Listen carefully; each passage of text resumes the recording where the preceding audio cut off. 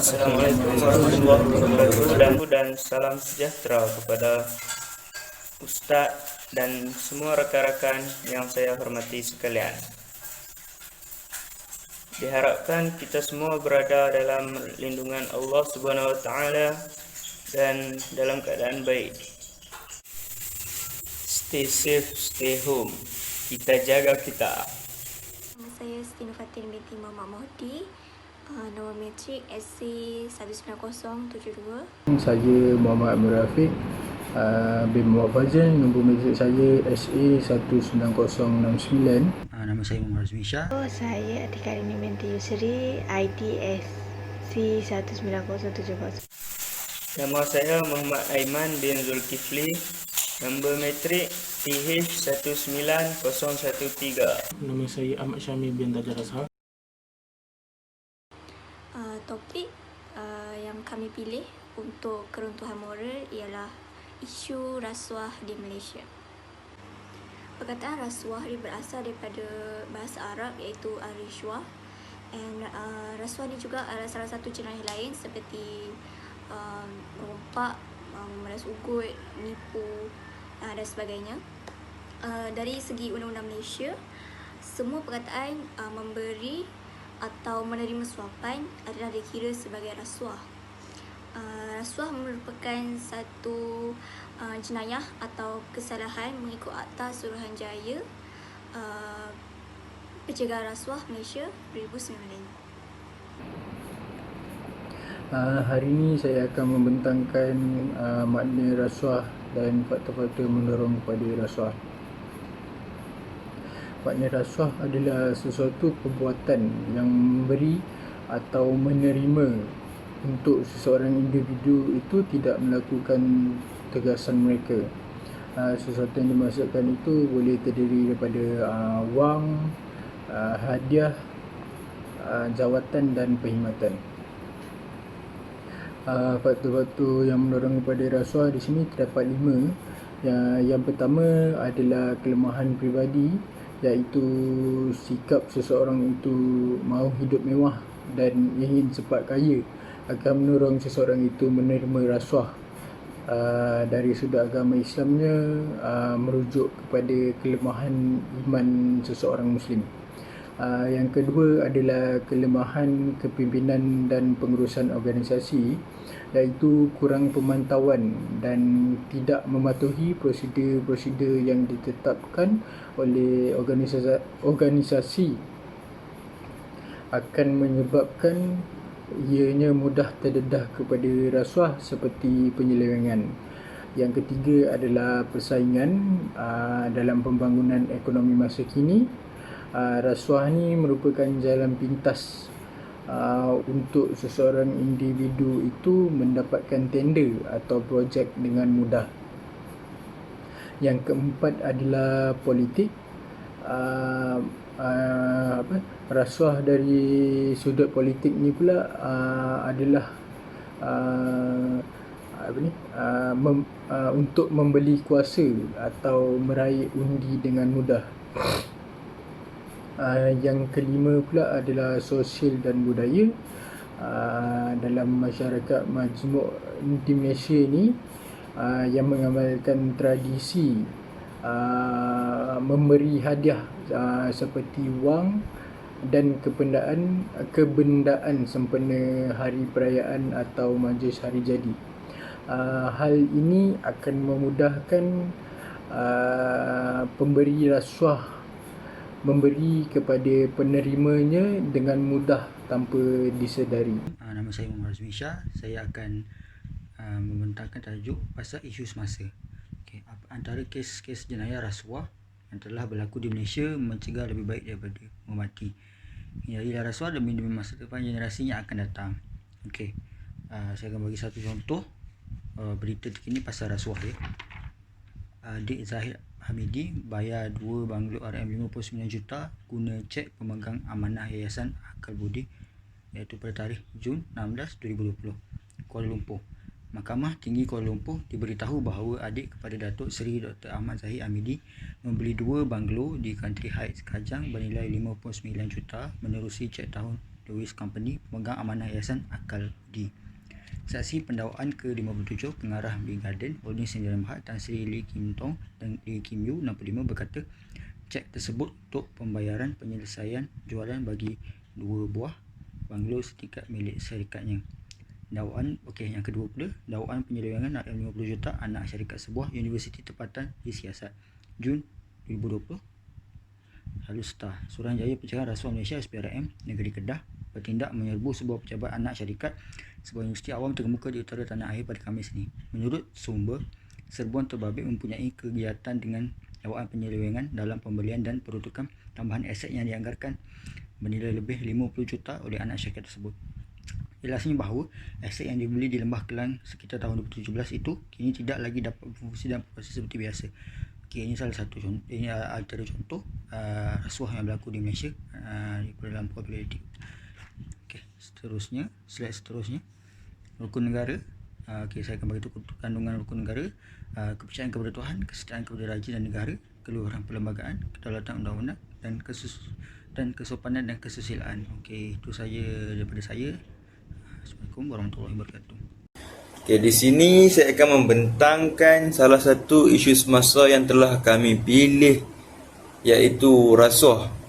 Bahagian saya adalah di mana saya akan melihat kaitan isu semasa ini, iaitu rasuah dengan rukun negara kita. Pertama sekali, secara umumnya kita mengetahui bahawa gejala rasuah merupakan gejala jenayah yang sering terpampang di dada-dada akhbar, di mana gejala ini sering dikaitkan dengan politik tanah air kita. Bagi sesetengah pihak, mereka beranggapan bahawa rasuah merupakan salah satu cara ataupun salah satu jalan pintas bagi mereka untuk memperolehi keuntungan diri mereka sendiri. Persoalannya, adakah individu yang terlibat dengan gejala ini boleh dipanggil sebagai warga negara Malaysia? Rukun negara yang pertama ialah kepercayaan kepada Tuhan. Untuk mengaitkan rasuah dengan rukun negara yang pertama ini, ianya berbalik kepada pegangan agama seseorang individu tersebut. Walau bagaimanapun, saya sangat yakin dan pasti bahawa tidak ada satu agama pun yang membenarkan penganutnya terlibat dengan perkara rasuah ini. Jadi, secara kesimpulannya, seseorang individu yang terlibat dengan rasuah ini boleh dikatakan yang mana pegangannya terhadap agamanya adalah tidak teguh. Jadi gejala rasuah juga telah bercanggah daripada rukun negara kita yang pertama, iaitu kepercayaan kepada Tuhan.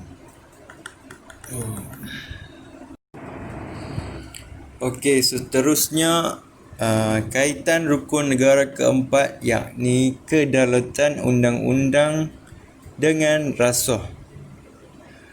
Rukun negara yang keempat ini bertujuan untuk mengawal keamanan dan kestabilan negara. Undang-undang sesebuah negara di dunia ini dibuat pastinya adalah untuk kepentingan rakyat negaranya tersendiri. Rasuah merupakan jenayah yang melanggar undang-undang. Dalam masa yang sama, ianya juga mengancam ekonomi negara. Antara contoh undang-undang yang berkaitan dengan rasuah ini adalah Akta Pencegahan Rasuah Pegawai Asing ataupun dalam bahasa Inggerisnya Foreign Corrupt Practice Act, FCPA. Akta ini telah mula berkuat kuasa pada tahun 1977 dan bertindak sebagai undang-undang pencegahan rasuah yang utama di Amerika Syarikat. Akta ini adalah hasil daripada peningkatan jumlah kejadian dan penyiasatan yang melibatkan bayaran korporat dibuat kepada pegawai asing bagi mendapatkan perniagaan di luar negara. Sehingga kini, beberapa syarikat multinasional telah didakwa kerana salah laku semasa menjalankan perniagaan dengan negara-negara dunia ketiga. Jadi daripada sini kan, kita boleh tengok apa pelaksanaan undang-undang ataupun akta pencegahan rasuah pegawai asing ni, dia macam mana, dia telah banyak mengubah mengubah landscape dan dalam menjalankan perniagaan di dalam dan luar negara.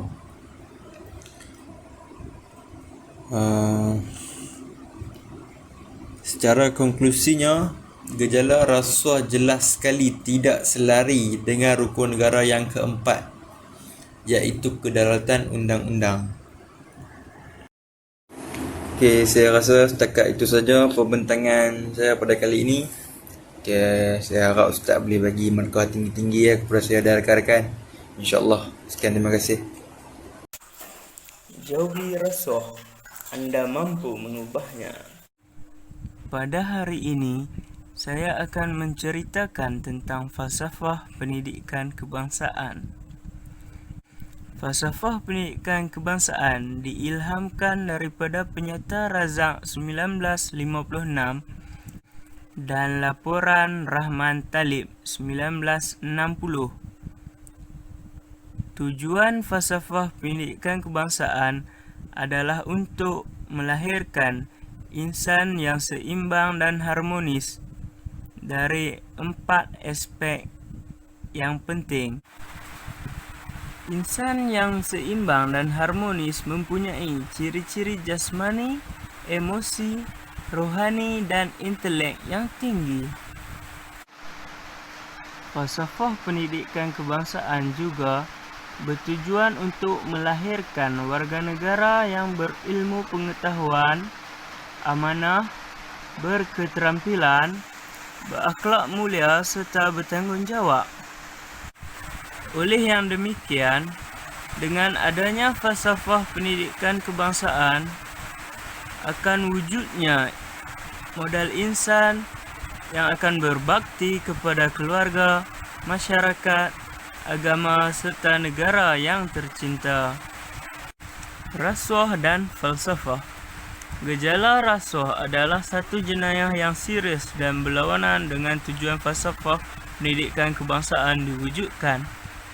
Gejala ini sering dilakukan oleh orang yang berfikiran secara tidak harmonis. Rasuah merupakan perbuatan yang membuktikan seseorang itu tidak berpegang kepada amanah ataupun tidak bersikap jujur dalam melakukan tugasan. Rasuah juga boleh memecah belahkan masyarakat, di mana masyarakat akan hilang kepercayaan antara satu sama lain.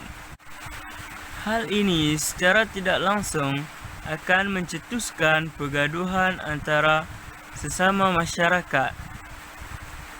Sekiranya berlaku secara meluas, keamanan negara akan tergugat. Kesannya, sektor ekonomi di negara kita tidak akan berkembang dengan pesat seperti negara-negara maju yang lain. Oleh yang demikian, kita sebagai rakyat Malaysia tidak mengira agama, bangsa ataupun warna kulit. Kita semua mestilah bersatu padu mengekang gejala rasuah di kalangan masyarakat negara kita agar ekonomi negara kita dapat berkembang dengan pesat seiring dengan wawasan yang telah diwujudkan oleh kerajaan. Kesimpulannya, falsafah pendidikan kebangsaan amat penting bagi melahirkan satu generasi yang akan memimpin negara kita pada masa akan datang. Sekian dari saya. Wabillahi taufiq wal hidayah. Wassalamualaikum warahmatullahi wabarakatuh. Saya ingin membentangkan mengenai kesan-kesan rasuah. Kesan-kesan rasuah terhadap pelaku ialah kehilangan kepercayaan masyarakat dan serta kehilangan pekerja. majikan akan berasa kurang keyakinan dan kurang kepercayaan untuk mengambil sebagai pekerja. Seterusnya terhadap masyarakat.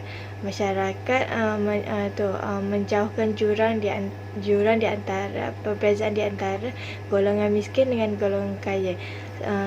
Seperti golongan yang kaya akan terus menjadi kaya dan orang miskin akan terus miskin. Seterusnya terhadap negara, tumpuan pelaburan dan pembangunan tidak seimbang dan sama. Sebagai contohnya, negara luar tidak akan bekerjasama dengan negara kita kerana banyak yang berlaku kes rasuah, dan ia tidak akan memberi kurang keyakinan kepada negara luar untuk bekerjasama dengan kita, dan ia akan memburukkan lagi imej negara kita. Seterusnya, langkah-langkah pencegahan rasuah. Menguatkuasakan dan memperketatkan undang-undang. Strategi perdana ialah memperketatkan lagi Akta Pencegah Rasuah 1997. Oleh itu, Suruhanjaya pencegahan rasuah perlulah lebih agresif dengan menghukum pesalah yang didakwa bersalah dan didakwa bersalah dan memberi hukuman yang setimpal sekiranya berlaku adalah bersalah. Langkah seterusnya ialah tempoh penyiasatan dan pembicaraan perlu disegerakan. Tempoh penyiasatan dan pembicaraan perlu disegerakan kepada pelaku.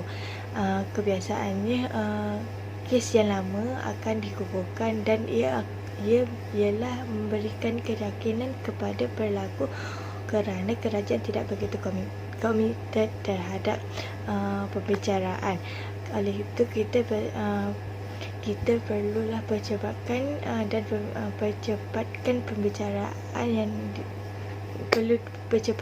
pembicaraan supaya ia akan membuatkan pelaku berasa takut kerana kita menyelesaikan kes tersebut dengan segera. Kempen perangi rasuah di semua peringkat. Kempen perangi rasuah perlu disebar luas melalui media massa. Ceramah dan seminar merupakan dua cara untuk memerangi rasuah melalui pendidikan tentang bahayanya rasuah terhadap negara. Ia akan menyatakan hukuman serta kesan kepada pelaku sekiranya terlibat dalam aktiviti rasuah. Dan saya akan membentangkan kesimpulan dari tajuk kami. So, kesimpulan yang pertama, semua faktor dan langkah mengatasi kemuliaan sosial ini harus diteliti dan dipantau oleh pihak yang berkesan. Kedua, perubahan paradigma masyarakat terhadap rasuah perlu berlaku terlibat dahulu jika masalah ini hendak diatasi hingga ke akar umbi. Dan ketiga, kelewatan untuk mengatasi masalah ini mampu menjadikan negara kita satu negara yang begitu sukar dipercayai atau diuruskan pada masa hadapan. Dan yang keempat, mungkin konsep mencegah daripada mengubatnya, mencegah lebih baik daripada mengubatnya, dalam memastikan rasuah terus berkubur dalam tempat yang disepatutnya. Jadi, saya ada ekstra note sedikit bab kata Gijo Alfonso de Albuquerque Pereira Abdullah dari filem Rock O.